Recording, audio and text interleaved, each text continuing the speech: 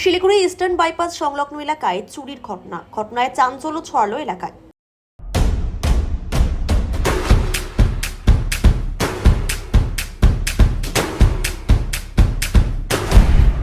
Stay tuned. শুক্রবার রাতে eastern bypass সংলগ্ন উত্তর একটিয়াশাল এলাকায় একটি হার্ডওয়্যারের দোকানে টিন কেটে চুরির ঘটনা ঘটে। দোকানের সিসিটিভিও ভাঙচুর করা হয়। এরপর নগদ টাকা চুরি করে চম্পট দেয় চোরের দল। শনিবার সকালে দোকান খোলার পর চুরির ঘটনা নজরে আসে দোকান মালিকের। এরপরই খবর দেওয়া হয় পুলিশকে। খবর পেয়ে ছুটে আসে ভক্তিনগর থানার পুলিশ। গোটা ঘটনার তদন্তে নেমেছে পুলিশ। এর আগেও এই দোকানে দুবার চুরি হয়েছে। বারবার চুরির ঘটনায় পুলিশের ভূমিকা নিয়ে উঠছে প্রশ্ন। এখন পর্যন্ত অ্যাসেস করতে পারিনি কি হয়েছে। দেখছি সকালে এসে দোকান চাল কাটা আছে, টিনের চাল। এখন অ্যাসেস করছি, পুলিশ এসেছে, দেখে গেল, আমরা অ্যাসেস করে থানায় ডায়েরি দেব।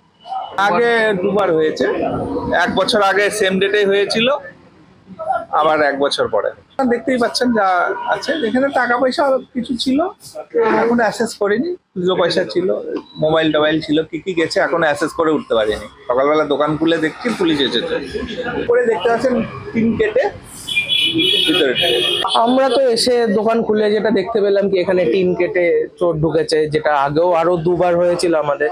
ঠিক 1 বছর আগে 2024 ফেব্রুয়ারিতেও সেম ঘটনা হয়েছিল। আবার তারও 1 বছর আগে এক জায়গায় কেটে। কোনোবারই সেরকম কিছু চুরি তো করতে পারেনি যেটা চোরের খুব বেশি লাভবান কিছু জিনিস, কিন্তু ক্ষতি আমাদের করে দিয়ে যায় প্রত্যেকবার। যেমন এবারও টিন কেটে সিলিং ভেঙে আর কিছু ক্যামেরা কেটে দিয়ে চলে গেছে। ঠিক তার আগের বারও ক্যামেরার মেশিন নিয়ে চলে গেল, তো সেটা বিক্রি করে তারা হয়তো কিছুই পাবে না, 2-3 হাজার টাকা, কিন্তু আমার ঠিক করতে অনেক টাকা লেগে গেল। তো প্রত্যেকবারই এরকমই সেম ফরম্যাটে চুরি হয়েই যাচ্ছে।